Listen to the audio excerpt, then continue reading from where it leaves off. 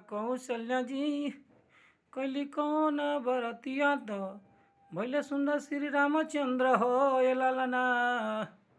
हे माता कौशल्या जी कैली कौन भजना मात भैले श्री रामचंद्र हो।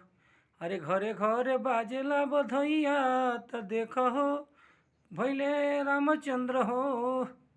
हे लालना घरे घरे बाजेला बधैया त भैले श्री रामचंद्र हो। अरे कौशल्या जी कैली कौन बरतिया त भैले देख अरे सुंदर लालना मानु हो ए लालना। हे कौशल्या माता जी कैली कौन भजना मात भैले श्री रामचंद्र हो।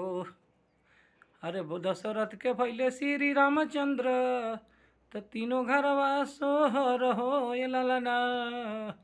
हे लालना दशरथ के भैले लालना मात हो के देख सुमिरा न मानु हो।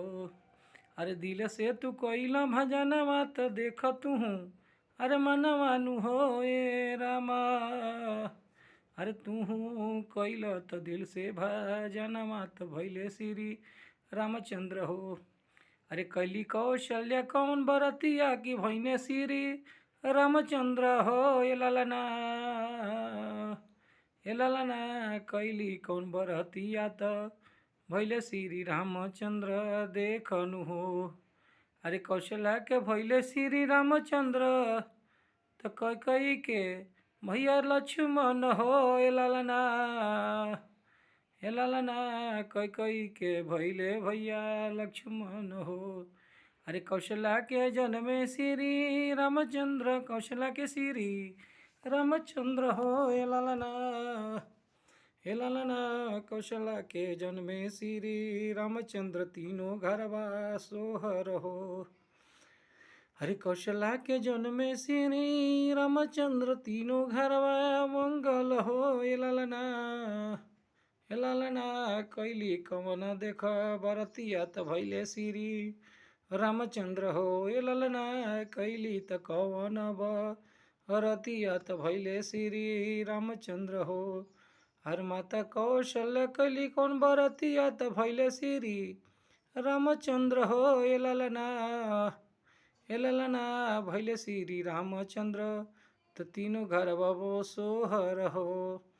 अरे कौशल्या माता कैली कौन बरतिया त भैले श्री रामचंद्र हो ए लालना। हे लालना कैली त कवन बरतिया त भैले श्री रामचंद्र हो ए लालना। कैली त कवन उपास त भैले श्री रामचंद्र हो। अरे माता कौशल्या कैली बरतिया त भैले श्री रामचंद्र हो ए लालना।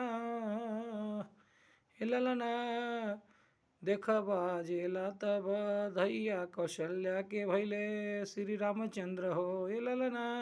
कौशल्या के जन्मे श्री रामचंद्र तीनों घरवा मंगल हो ए लालना। कौशल्या के जन्मे श्री रामचंद्र तीनों घरवा मंगल हो ए लालना।